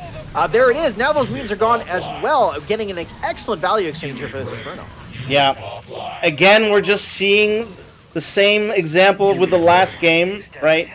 Inferno just kind of beats the Chuggy, the mutant deck. And look at this. We see the Stealth Tank try to get to the pads, but that Rock creating a problem there is Great Boy so far up ahead with map control. Managed to get there in time. That said, though, the Stealth Tank now getting some good value, clearing up these bikes, but this Inferno's fully reloaded, and the Stealth Tank's not quite there yet. Getting a nice shot off against those lasers. We're going to see a bit of a unit swap here, I feel. All right, well, Inferno coming down as well. We got a swap from the bikes there, and he only needs a little bit more damage to clear the Stealth Tank, and it does. A huge beating here for Band 123, of course. That is his key unit to deal with these Infernos, and now we see one of them go down, but the second one reloads, getting two bikes for the price of one. I'll take that deal all day long because there it is. Missile number 2 for Great Boy and the game. I was expecting to see a great comeback there. Ban was playing that very well. Grape had to block the bot right pad in the fire. But that decisive double kill there is what sealed the deal for Grape. If one of those bike squadrons would have survived, he could have had that missile potentially. Oh, that was close, very close. Yeah. I mean, it looked like he was there was really no way back from into the game, right? Like he was pushed up against his base, he was spamming out lasers against Chembuggy. But once he got that Stealth Tank out, it started to turn things around a little bit because it created a bit of a problem there for Great Boy, right? Like, of course, the Stealth Tank wasn't necessarily getting at the Infernos, but at least it was pushing them back. It was making Great Boy think twice about where he could put it, and he had to, of course, be careful, right? At the end, though, Band 123 fell short because, of course, the Stealth Tank went down and the bikes just couldn't quite do it. And the double shot was absolutely savage. A really tough thing to avoid, actually, when you're playing against Inferno. But it was so close. Like, it was literally... It was. I mean, although, to be fair, what seems close to the viewer is to the game engine not so close, right? True. Yeah, you're right about that. I've seen games, like, I've had games against Blade where it's like, what the actual F? And then we would slow motion watch it, and then we would see that at the border, at the edge of the tile, there was just a little bit of space, and then that's why the Predator didn't lock on. Like, it's insane because you know how in a lot of real-time strategy games you have like a circle at the base of the model to really show, If there were to be circles in this game, then you would more clearly see, is that circle crossing the hex, and then true. That's what's missing here, and you can't really see it. And then some models are a little bit larger than others, and that's what that comes down to. And that's why there was the double kill that looked like he almost got out of it. It's a shame. I would have liked to see a third missile there, but maybe Ban will do it on game number 2, which is gonna be a ferocious map. I love to see it in tournaments. It is none other than Middle Oasis. Interesting to see this after Fighting Pit because, of course, instead of the pads being around the missile silo, it is the Tiberium fields, and that makes this a very different map. And as you were alluding to there, it makes for tournaments pretty interesting because there is a specific way to play this map, and we'll see if both players decide to take advantage of that. Yeah, same decks on each side. Right? We had laser drones with. Did we not? No, we had Stank. So. We had Stank. Never mind. Oh, right. Yeah, so a little bit of a change up there. And you know what? It makes a lot of sense. Like, Phantom, sometimes, like, Stealth Tank's a tough unit to use. And if you're not very good with it because of the fact that it's fastest and it's on the ground, and also on certain maps, you may not be able to get through choke points or things like that, it does make some sense to bring Phantom. Here on, Middle Oasis, I suppose you could still run Stealth Tank. But either way, this is a tournament, right? Band 123's got to bring his best. And this is what he's decided to choose for this one. Absolutely wild to go bikes, to want a bike rush, and then build harvesters as you see 2 laser squads oncoming. I mean, you have to know that you're gonna lose then at that point, right? Or at least lose the harvester, right? Yeah. You got. Yeah, you're right about that. On all maps to commit to your bike rush, you commit to it on Middle Oasis. He had the choice between Chuggy or Harvester. He went Harvester, and now he's already paid for it. Unit ready. And look at this. I mean, Great Boy is getting a little bit further ahead than Ban123. That early bike rush paying off. Of course, you know, both players now got their Harvester online, but that said, Great Boy's the one with the heavy Inferno in his deck, and of course, for him, having that extra money under the belt is going to be a big deal. Yeah, but the economy seems very fair here, and Ban is the one with more bikes, but because they haven't been charging the missile at all, I don't know what to expect. I think we're just going to see Inferno take out these mutants before they become relevant. That's kind of what we expect to see, right? Because, of course, the Inferno is the key unit the Great Boy has. The Chem Buggy is not going to be able to do a good job against the mutants. The mutants will win that out. Here we go, though. I mean, Ban123 getting some of his own pressure here on the Harvester. The boosted mutants are going to clear it up. There it goes. He doesn't really have something to spew all that money on it, but he does have Phantom as an option. So we'll see here. We got the boosted Inferno coming out, one-shotting the mutants there just about, taking them down, and Ban123 deciding to go into Chem Buggy. This could be a big misplay. Yeah, I mean, I thought he finally leveled the playing field, got a Harvester kill back, but now he has nothing to deal with this Inferno, and the Chuggy's just gonna go down here. Ooh, the boosted Inferno getting into position, gets a shot off, taking down that Chem Buggy, a very important tool for Ban123, of course, taking down the lasers, but he also needs to get rid of this Inferno. That said, though, look at the air blocks trying to make it happen. Of course, it's very tough to do that. Great Boy here now spamming out lasers, and wow, look at this. Ban123, nice job. Took all 3 pads and missile number 1. Yeah, that was a good instinct to make laser drones, even though they were not the right unit for the battle, but they were the right unit to get onto an air-controlled pad. That's right. A good play there by Ban. And now he has map control as well. Maybe one missile to get a Harv kill, one hit. For both, actually. They just keep trading Harvesters. I mean, you walk by and breathe on it the wrong way, that Harvester goes down. And there it is. So Great Boy gets that little extra tib under his belt. Very good, important, of course. He needs to get into Inferno pretty quick here. But this Phantom is being a bit of a pest here because, of course, the Phantom's pushing back these Infernos. So Great Boy, realizing that, has spammed into bikes. And now, of course, with Ban123 seeing that, he's decided to go into his own mutants, which is very, very good here. Because even though the mutants are going to fall short to the Inferno, they're going to do a great job of clearing up these bikes, as well as that Harvester, I'm sure, as well. All he has to do is keep the Phantom near the mutants, so that they need to babysit the mutants, and then they'll just go and take care of everything else, right? He can pretty much spam mutants now, maybe with a dash of Chuggy against the Rifleman, all babysit by the Phantom, and then that's GG for Ban here. I think he's got this. Okay, well, seeing the victory in his eyesight, he's putting the Harvester onto that pad. It will go down to one more volley from the bikes, but instead the bikes targeted the Militant, so a bit of a misfire there. But Great Boy does get onto the top pad, of course, with the flying units only there. Not going to be able to get the block. And, the Mutant doesn't clear the bike on the top left. Doesn't clear the Harvester either. So, well, there it is. Great Boy comes back with missile number 2. With the way PopCap works in this game, you can't have 3 units on one pad, including your Harvester. Ban overcommit to the bottom left pad and had no units to build or move away or deal with the other pads. Yeah, that was just a little bit too much of a risky play there. Ooh, look at this, the extra PopCap, and he's got lots of money. He's spent all of it on these Infernos, which means Ban123 could come out with a Phantom, but he doesn't have the money to do it. And there it goes, the Harvester comes down again. So with having to wait so long for his Phantom to come up, with no Harvester cash under his belt, I mean, he's looking like he's going to be backed up against the wall, and, well, seeing it, he decides to surrender. Yeah. Great Boy was Harvester-less for the most part of the end of that game, and then was just, feeding his rage through the enemy Harvester. And if you can, if you manage to get to that point in the game where the enemy Harvester is your Harvester, and you have Inferno, that just catapults the snowball. But it's a shame, because I think there was a real chance for Ben to win that game there. If he would have just moved up, spread apart a little bit more. Yeah, it was close. It was close, yeah. He had some low HP units that he didn't want, like those Riflemen and whatnot. But if you would have moved them around, but then on the other hand, it's a really long way from the bottom left pad to the bottom top pad. It was tough. He would have needed to make that decision right when he sent the units out originally.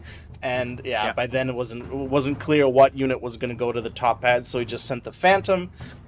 And that unfortunately gave Great Boy the reactionary power to send the right counter. Exactly. Oh, well. Yeah. Well, it was tough overall, and yeah, I do like the choice of bringing mutants because I don't know if you would expect to see Inferno on middle Oasis, but perhaps. That said, though, the mutant deck does give him some decent outs to either Giga. Well, I don't think you're going to play Giga on middle Oasis, but still, like with the Inferno deck, it does have that early game advantage, right? Because it clears up the Chuggies and the Bikes. And it really looked like Ban was getting there because on that second missile, even though he lost it, the fact was he played the pads well on the first missile. So you can tell Ban's got game, like he's definitely not out of this series. He's not outplayed. That said, though, I mean, like you said, once the Inferno started to snowball, especially on a map like Middle Oasis, which is where a lot of people struggle, once you lose your economy there, it becomes really, really tough. So, well, that was a tough game overall. But having said that, we got one more to go potentially here. We'll see. Yeah. Maybe Great Boy can close this out, or Ban 123 is he going to turn this around, send it to game number 5? Well, that's kind of where he needs to be. Let's get into it and find out. I just want to mention one more time what Ban overcome there in that game, because he had that scuffed bike rush, right? Where he was behind in units, behind in harvest. He managed to overcome that and almost win. So still, that was he did. That's a mighty fine play there, despite losing. Absolutely. Yeah. All right, Broken Mesa, let's go. All right, here we go. Match point here. Of course, Great Boy being up 2 games. This means if he takes this, he'll win it. And that is also going to mean that Terminus Shores will move on. But let's have a look here. A very important game in front of us. Oh, wow. Snipers. Good change up from Ban. Yeah. Snipers and Talon. Interesting. I don't know about the choice here, because snipers, this isn't a great 2-range map. I mean, in some ways it can be, I guess, with that middle pad being 4 hexes. Yeah, sure, I guess, 2-range units can cover that very well. But then, mobility-wise, snipers are not really great because you want to put them in the same spot. So I don't know. I'm not really sure about the choice of bringing snipers here. Talon Orca, though, I do like that because, of course, on a 3-pad map, it's nice to have something that flies, especially with those 2 rocks. But overall, I don't know about this. I mean, what is he going to use to take down the Infernos? He's got Pitbull, but Pitbull, it does work sometimes, but you have to be really, really good with it to make that happen. The thing is, if Ban has lots of map control and very offensive with early game snipers, followed up by Pitbull, and then gets all the lasers down so that he can really pursue the Chuggy, and then he has the upper hand, and then he's ready with Talons. If an Inferno comes out, then I see him winning. But because of what you mentioned with the map being bad for snipers, and the fight could be at the top, the middle, or at the bottom, I think, and Great Boy with the snowball potential, I think it's going to lean towards Great Boy. Well, and so Band 123 does have talent, which will potentially help. But like you pointed out, the snipers are a really key tool here, and because he needs to deal with all those lasers, because the lasers are going to shut down both the Pitbulls and the Orcas, and then the Inferno is going to take care of the snipers and anything else that might be an issue. So talent, of course, is going to be a very important unit here. But attack bikes, right? I mean, attack bikes are just so efficient. It's hard to see how this is going to work out, but you never know, right? You never know. Ban overcame quite the challenge in the previous game. Maybe if he doesn't mess it up this time, he'll bring it home. I'm rooting for Ban. Well, I'm not, for obvious reasons. I know. No, but fair enough. I agree. It would be nice to. I always like to see the underdog. Ban 123. I would say Great Boy's a pretty tough opponent. So between the two of them, I feel like Ban 123 sits in that position. But he's got game. I mean, these games, even though it's been 2-0 so far, he's actually doing a pretty good job. That said, though, look at this. So the snipers here backed off. He hasn't lost a model on them just yet, but he's going to trap them here. Nice move from Great Boy to move those attack bikes up to stop the snipers from moving in. So Kembaki gets a free shot off on them, clearing them out completely. I think that was a huge misplay to not immediately spam Pitbulls there, man. The Orca goes down. Okay, here we go. Missile number 1, and we got the lasers and bikes on the middle pad. He moves the Kembaki off there, but a little bit of a misplay, but that's okay. He's going to eventually get this missile here. There it is. Not having snipers there to clear up the lasers is a big problem. Yeah. This went exactly the opposite of how I expected. This is what I expected Ban to be doing against Great Boy. All the units around the Harvester like this. He just... He reached a point. The lasers cleared up everything. There was only armor on the field. He would have just need Pitbulls to deal with the bikes and the Chuggy, and then he could have made more snipers or whatever. I think that was a huge missed opportunity.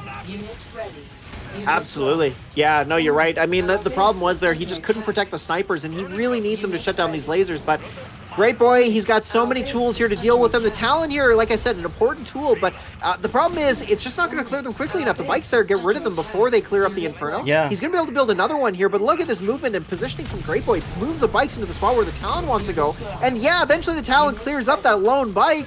I will eventually get this Inferno, but my gosh, another one is just around the corner. Yeah. And yeah, having said that, it looks like this game is all but pretty much over. Right. Even if you take down the Infernos, 3 bike squads will finish the base too. Even if the Orca that then came out would have taken one down, that was already gone a long time ago. He sealed it by making Orca there. You never want to run into Orca dies to 2 bike volleys. So like it's very clear. Yeah. It's very clear that even if you get the best possible exchange, which doesn't work because the Orca has to reload, but even if that were possible, let's imagine Orca kills 2 bike squad, it still dies. And then what remains? Your snipers versus his chuggy. So it's very clear that in that situation you need to be making pit bulls, because as we all know, pit bulls win against bikes. Yeah, maybe. Well, for the most part, they do. Yeah. Well, like when you actually put one against 1v1. I mean, the pit bull will survive by like it's a little bit of health, but they do survive. Yeah, right? but that's what you need to win the missile, right? In that early game, exactly. yeah, they were both strapped for cash. It was a low economy. Yeah, that was a mistake of a choice. Brand made so many good decisions in that other game, but they didn't transfer over to that game, unfortunately. Yeah, that was definitely his weakest game, and unfortunate because it's the one that he needed to win the most. Yeah, especially for his team. Like that puts up Terminus Shores to 3 victories. Yes. So Terminus Shores moves on, but that we do still have I believe we have the final series to show off as well, which is featuring none other than Blade. So that's going to be exciting to watch. Right, and even though we know that Terminus has won at this point, we don't know how well they won. Maybe Blade really sucked, and we'll see some amazing games where he gets his ass handed to him. Yeah, maybe, right? Maybe. Doesn't happen that often, but yeah, you're right. Who knows? I mean, no one Rivals is totally different. So no one is a good player. I've been surprised before. Yeah, especially and underestimating your opponent is a real thing, or at least for me. Anyway. Oh, for sure it is. Yeah. Blade being one of the greatest and oldest players, both in game and outside of game. Yeah. Right. Let's go see the first game on Eruption against no one. Okay, here we go. Well, we're getting to see some Tournament Blade, which you don't get a treat to see very often, so this would be great. Here we are on Eruption. So we're seeing Kane from Blade, and we'll see the deck. So he's brought, a very standard Kane deck, I suppose. Yeah. You expect to see Tick Tanks potentially with Kane. Tick Tanks are such a good pairing, but here he's brought Scorpion Tank, which, you know what? Blade is a very decisive kind of guy. Like, he's very intentional with his choices. So yes. Here he's probably feeling that Scorpion Tank with the extra movement will be all he needs in case he runs into anything that he may have trouble dealing with. That said, it's basically just Scorpion Tank and Flame, and then Tower is there to shut down anything that, the tanks might have an issue with. Like, maybe you want to snipe a Chem Buggy, or who knows, maybe Predator Tank could also be the target there. But here with no one playing the meta SRPSS Inferno deck, so pretty started to see that. But the one thing is, Blade has brought Tank, which is really good against no one's early game, and Blade realizes how to beat the Inferno deck, so that's going to be interesting. We'll see if that takes place. It does. Yeah, this is the deck that Blade has been playing on ladder recently. I recognize it. Yeah, I believe so. Yep, that makes sense. But it's a pretty good deck, right? Like, Kane is great. Yeah, it's a good deck, but it's weak to Giga. It is. Right? Yep, that's true. I mean, the Tower you would think would be a counter, but no, because a good Giga player knows where the Kane comes down and stays, does not go onto the pad, right? Stays like up to the far side where it's not reachable and never moves up. It doesn't control. You can't control the pad then, but then you just wait it out, right? It becomes a waiting game, and then once Kane expires, then you move up with the Giga. So here Blade lost the initial exchange. He went into wheels. Of course, that's the opener in this deck. But no one built laser first, which is very interesting. He has militants, but decided to go laser first, which you don't often see. So he must have anticipated this wheel opener here from Blade. Already nice got that first hit on. That's such a big start, because there's no health on the lasers, so he only loses one model against the Chuggy here on the Flamers. That's such an amazing start for Blade. Absolutely, yeah, getting that first shot there, and it just snipes that chem buggy just so. Really nice micro there from him, and this tank here, very important, of course, it will beat up these bikes, but that said, it's all about this missile. The chem buggy didn't die, very surprisingly there. Instead, you know, he's tied up with the bikes, so no one here spamming the bikes out in great numbers. All he needs to do is just get that middle pad. There we go, okay, Blade's cleared up that little bike, just needs to get the block against these oncoming bikes, and there it is, missile number 1 to Blade. Yeah, no one here could have recognized that he's losing the missile and made some better choices, some better engagements. Like, he just got 2v1 versus the bikes in the middle and stuff like that. At this point, he knows he needs to make Inferno, and so now you need to be watching your economy and licking your wounds. Kind of where tank is such a beating here for Inferno is simply because of the fact that the tank has pushed no one's economy back, right? Because he's needed to save up time to build this Inferno. That said, though, you look at the missile timing, there's plenty of time here for this Inferno to make an impact. Let's take a look. Okay, he's going for the flamers first. Oh, and the bikes, too! You a misplay from Blade there. Oh my god, I didn't even see that, expect that coming. Fantastic. No, neither did Blade, clearly. That is a huge turnaround here now. Now this could really go both ways. If he can get down these flamers. Now he's a spam. Yeah. I mean, he has to get those flamers down or it's not going to work.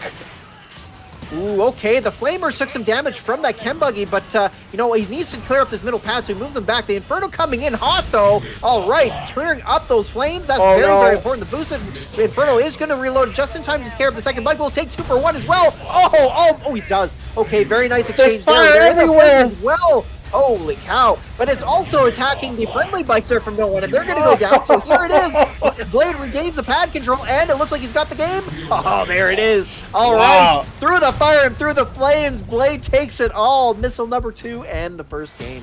Well done.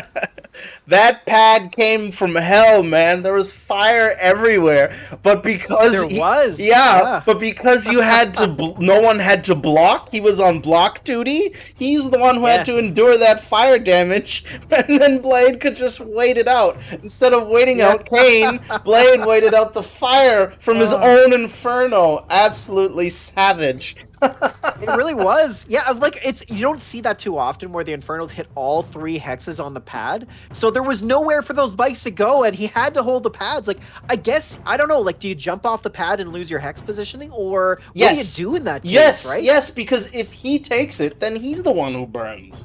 Right? That's true. Yeah, that you just go back and then you fire, you deal damage from off the pad from outside of the flames, and then win the engagement. It's counterintuitive, true. But unless you can do that, right? Unless you have that killer instinct where you know, all right, I'm gonna survive the flame damage until the missile fires. It's actually the right play to move off. But because that's so counterintuitive, it's really hard to get yourself to do it. A lot of players don't. Yeah, you're right. Like, the counterintuitive is exactly the word I would say about that, because you want to be on the pads and you want to contest them. And of course, if you have positioning, then of course you can block, which is where kind of you think you need to be. But yeah, actually, when you say it that way, it makes perfect sense. Like, you should have jumped off the pads and allowed the fire to deal with Blades, flames, and bikes. But well, it didn't work out that way, because you're right. It doesn't seem like the obvious thing to do. But absolutely hard. That separates the great from the best, right? I probably would have messed that up too. Absolutely hard to do to make that decision. Only the top commanders can do that. That's right. Yeah. Okay, our next game is Slashed Fields.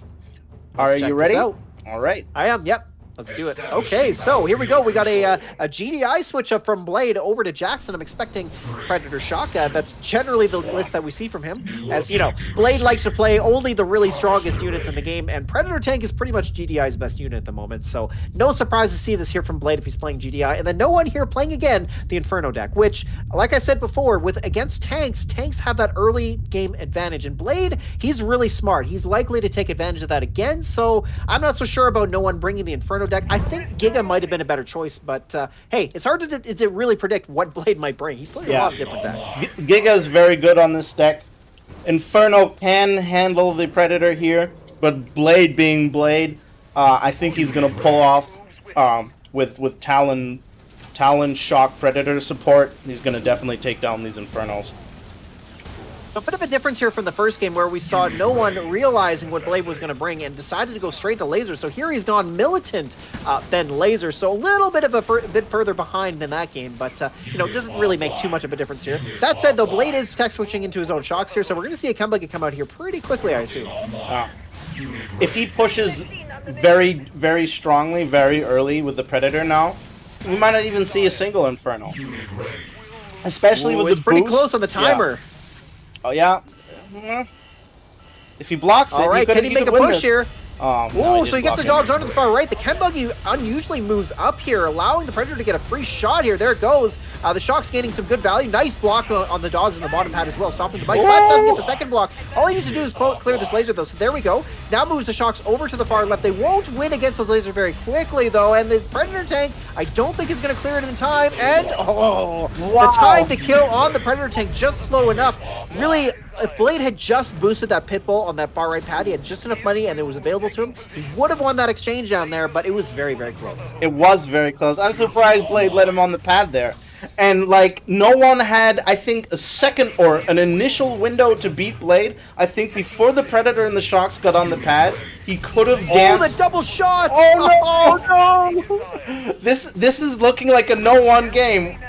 Despite not having deck advantage, he's getting off all of these key plays, which are giving him a huge advantage. If the first missile wasn't a big enough of an advantage already.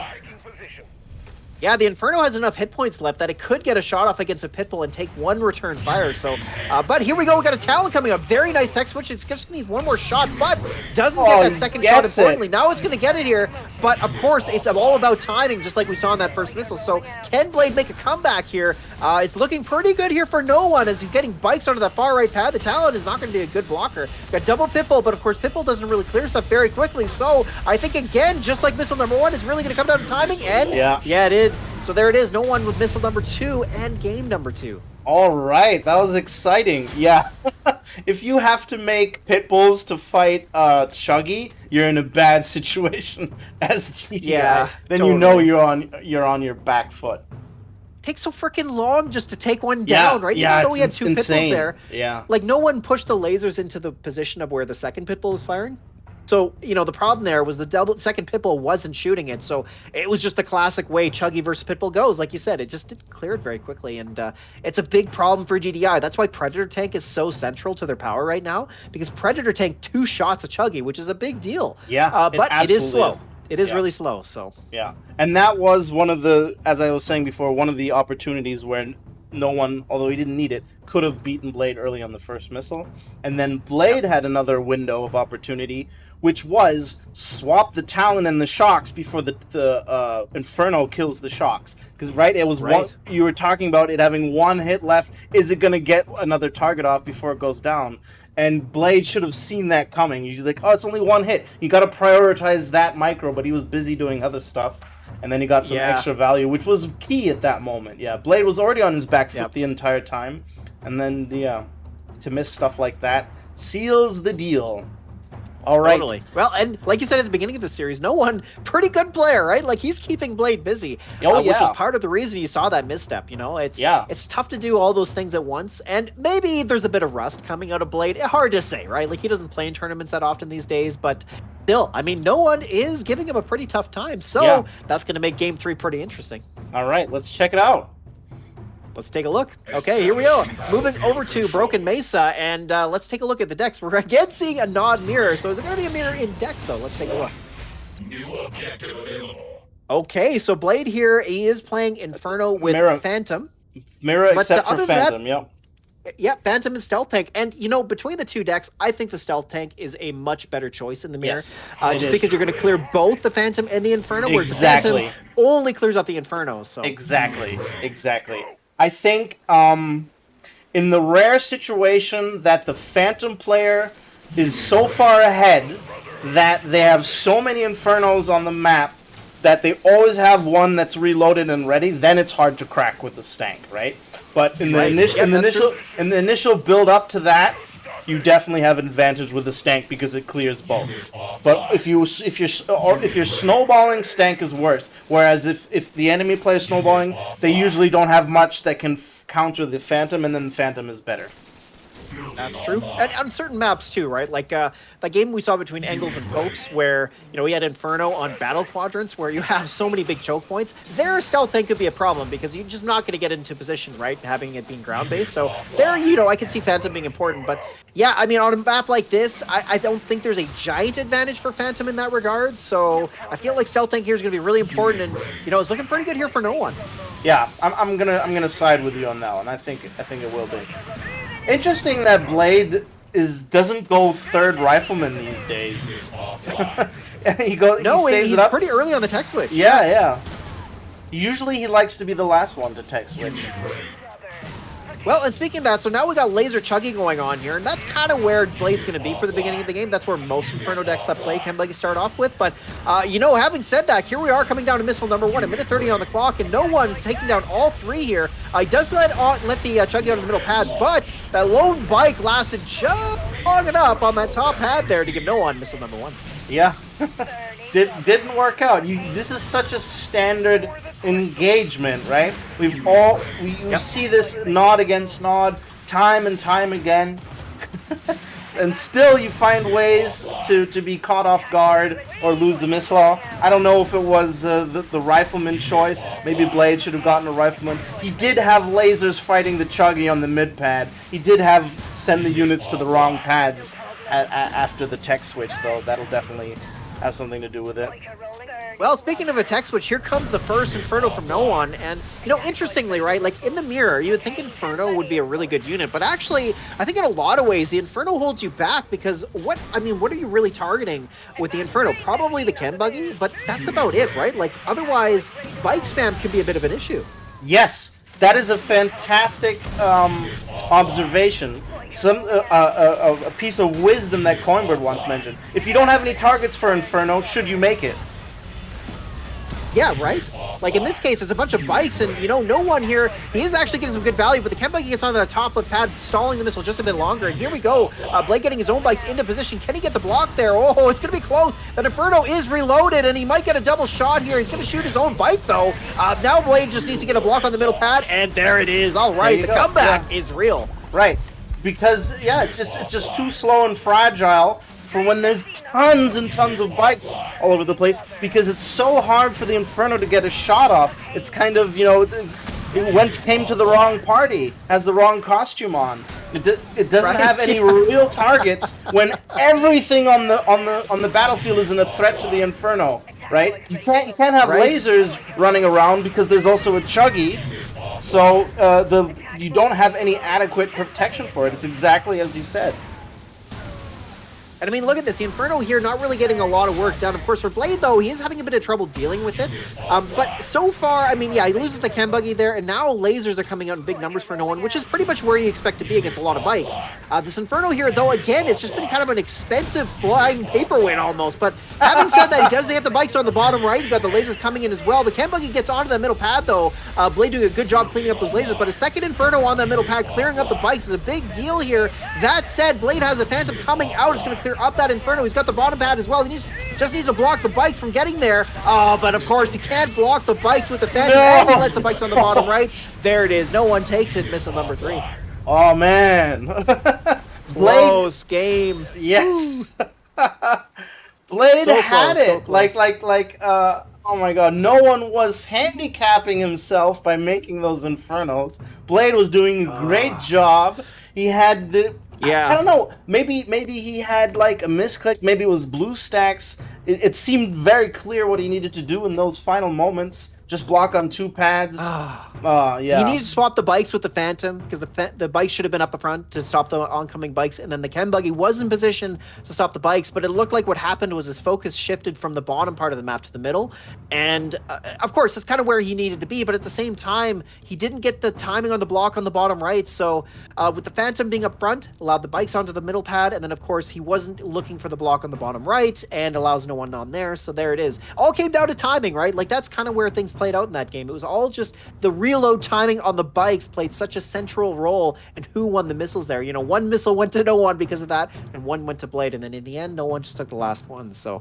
really close game, though. I mean, that's kind of what you expect when you get, you know, players of this caliber together. Like, Blade is just absolutely amazing, isn't he? But no one, you got to give him tons of credit, too. Like, he's playing really well. He's up 2-1 against Blade here, which, gosh, I mean, you don't see too frequently a player like Blade fall down like that. But hey, there's still lots of games to go. I mean, Blade is a real tough player, so I expect he's going to bring something interesting for this next one. It's looking good for no one. It's 2-1 for no one, all right? So let's see what's going to happen. Next game is Lone Spire. I'm ready if you're ready. Let's do it.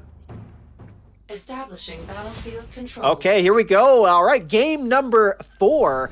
Both players winning a game, but of course, no one importantly going up to 2-1 here. Very, very important, as he is potentially at match point. He might take this and win it.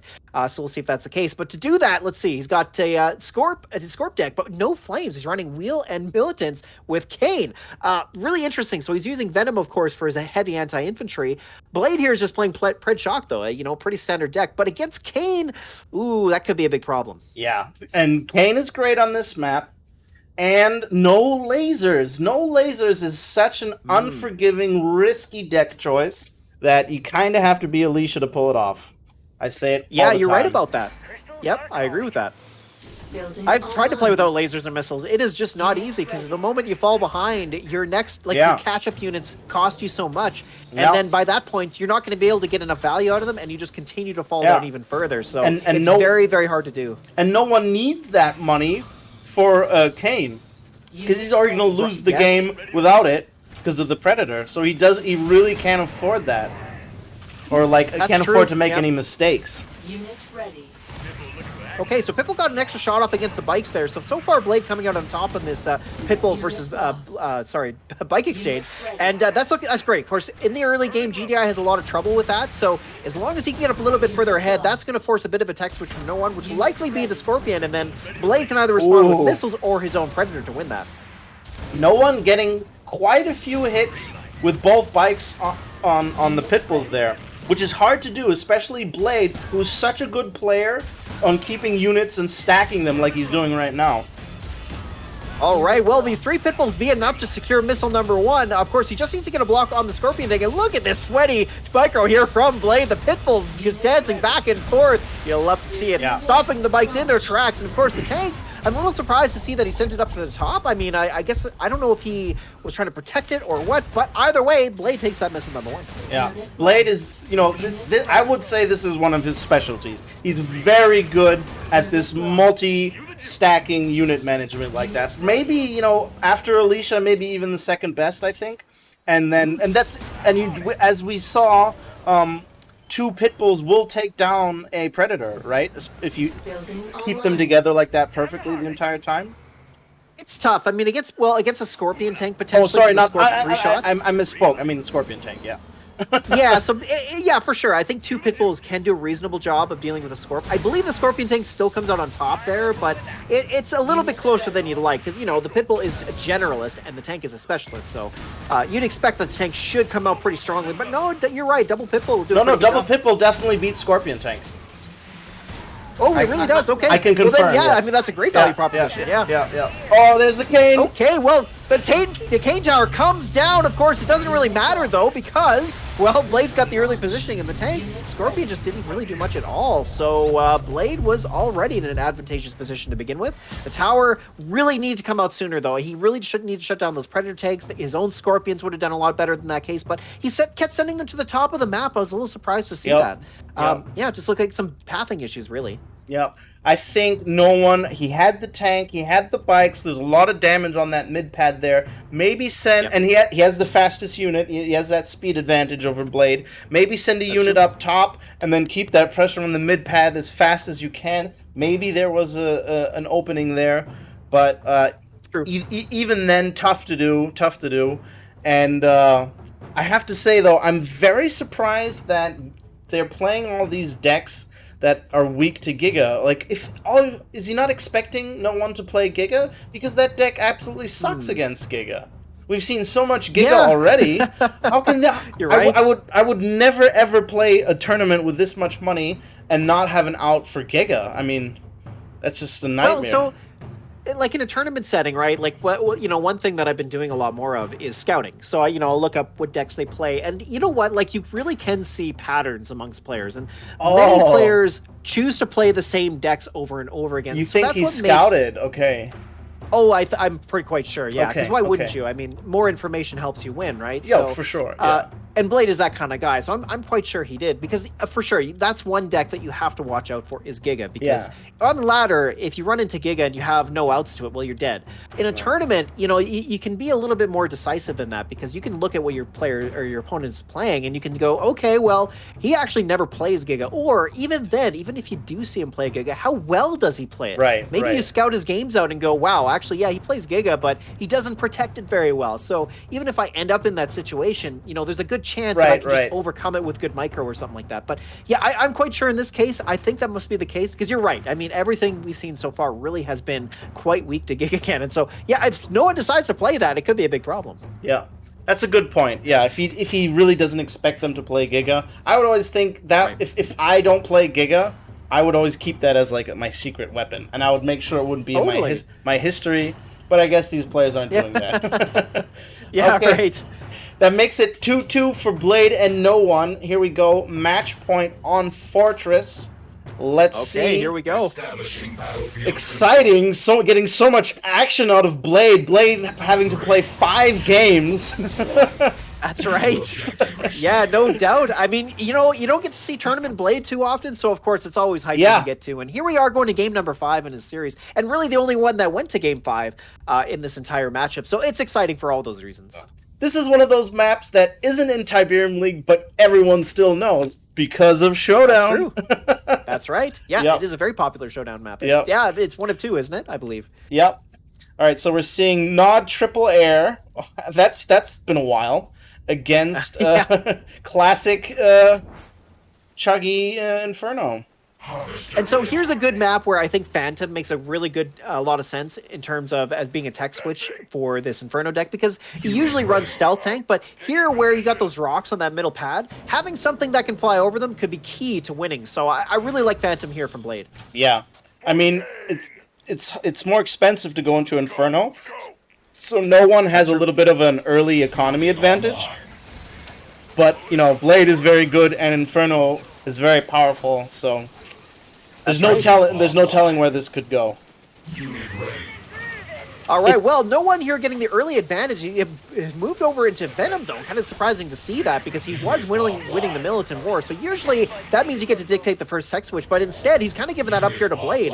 So now, having said that, he does bring out the Shade. Will the Shade get at the bike? So nice movement here from Blade, pulling them back, and the Chem Buggy as well. So now the Laser's up front. He's got them in a good position here to stop the Shade in his tracks.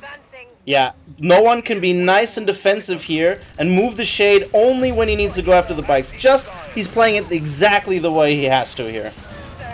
Okay, all right. Can he get onto the pads? Blade here making a good fight. He gets the bikes onto the far left. The Seth Blood coming down, but the bikes are there to stop it in his track. And look at this. The single bike on the top and the Chem Buggy on the far right with all 3 pads taken. Blade manages to win missile number 1. Wow, that was so pretty close. spicy. Yeah, I mean, no one had that, right? If it had only been a little bit longer, you'd have just needed to air block, right? To dance behind the air behind his Shade on the back pad, so that the Chuggy can't get on there in time. If he would have done that just a little bit, he would have had that missile. It was very close. It was. Just like all the games in this series so far, but what an exciting way to conclude this series, right? You see this game coming down to mere pixels, I must say. Yes. Really good stuff. Yeah, now no one needs to make a bunch of Venoms, keep them nicely on defense, and then just the Shade is the backup for the bikes. If he keeps that going on here, then he can have it. Oh, but he's... Oh, no. Oh, my goodness, the Shade! Oh, it falls off the pad and no block with the lasers on the bottom right. Blake gets onto all 3. Oh, no, he fumbled it. My goodness, it all ended so quickly. It was just over before it began. My gosh. Done.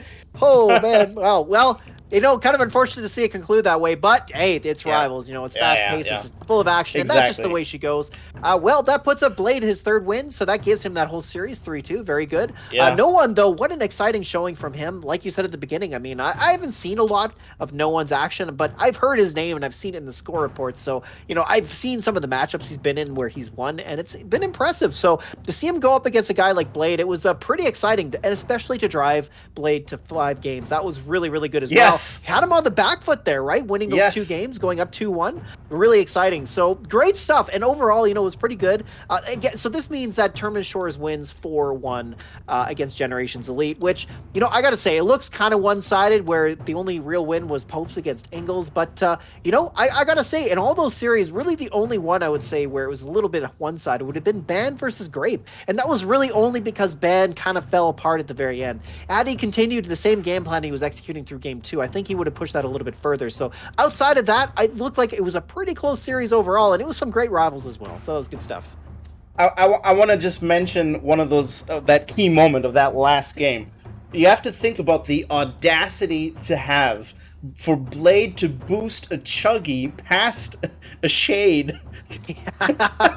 No doubt, to get right? into that Yeah, middle bold pad play. and then move far away for the Shade to have to follow to get through those riflemen. That was such an audacious play. Boosting It was, a Chuggy yeah. past a Shade like that. But that got him in game. No That's that stellar killer rivals instinct that Blade That's probably right. has one of the best, if not the best, you know, instinct when it comes down to it. Oh, yeah. I would think so. He's got the strategy of the game down better than most people. I think Yeah. anybody, really. On top of that, he executes it so quickly. But that's the most difficult thing about Rivals, right? Like, it is a strategy game at its core.